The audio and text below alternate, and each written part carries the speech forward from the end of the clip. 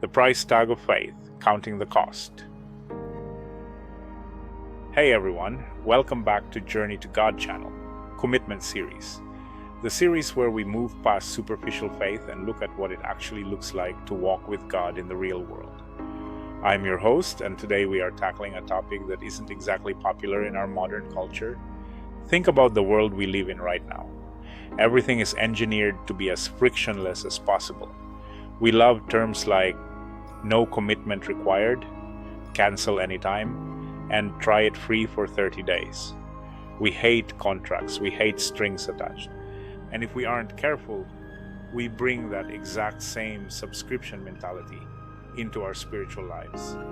We try to sign up for a free trial of Jesus, hoping we can cancel the moment it gets inconvenient or demands too much of our time. But today, we're looking at why true discipleship doesn't come with a free trial. We are talking about counting the cost. Part 1, the daily execution. If you look at the Gospels, Jesus was the worst marketing strategist in history. Every time a huge crowd started following him, he didn't try to make his message easier to swallow to keep them around. He usually turned around and said something that filtered out the casual fans. Take Luke 9:23-24 for instance.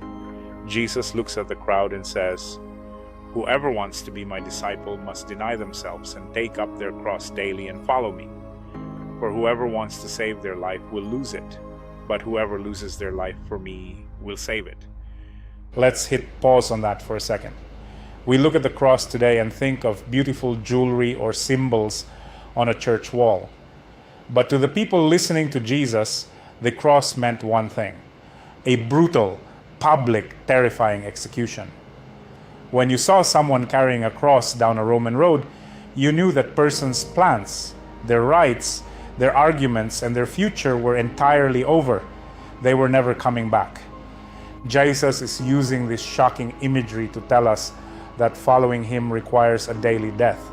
It's not about adding Jesus as a Sunday morning hobby to your otherwise busy schedule. It's an exchange.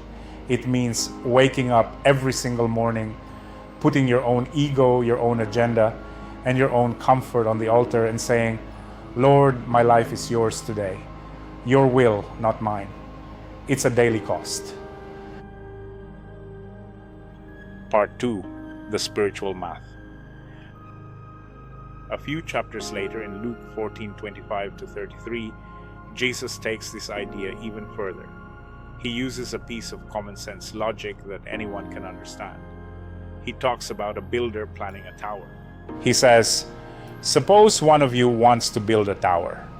Won't you first sit down and estimate the cost to see if you have enough money to complete it? Because if you don't, you'll lay the foundation, run out of money, leave an unfinished eyesore, and everyone will laugh at you." Jesus is telling us to do the spiritual math. He's explicitly saying, don't sign up for this on an emotional high without realizing what it's going to require of you. Think about it. Spiritual burnout almost always happens when we try to live a Christian life without ever acknowledging the price tag. True commitment is going to cost you your pride. It might cost you a few relationships or require you to draw some incredibly difficult boundaries in your career or social life. It will definitely cost you the right to rule your own life. Jesus doesn't hide the price tag because he wants us to walk away. He highlights the price tag because he wants us to be all in, fully aware, and prepared to finish the race we start. Part 3, trash or treasure.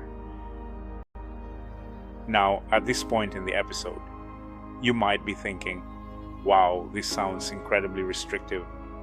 Why would anyone willingly choose a life that demands a daily cross and a heavy cost?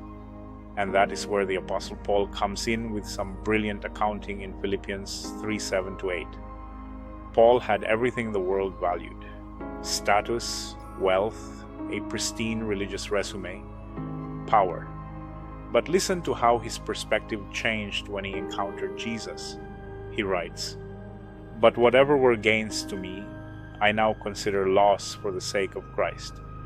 What is more, I consider everything a loss because of the surpassing worth of knowing Christ Jesus my Lord, for whose sake I have lost all things. I consider them garbage that I may gain Christ. I love that. The original word Paul uses for garbage or loss is skubalon, which basically means street refuse or dung.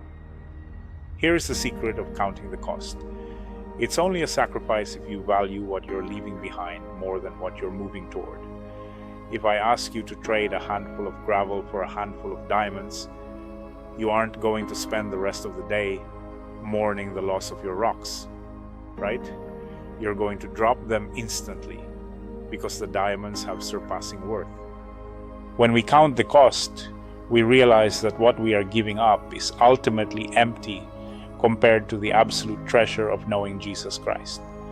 The cost of following Jesus is undeniably high, but the cost of not following him is infinitely higher. Non-discipleship costs you your purpose, your peace, and your eternal soul. The takeaway question.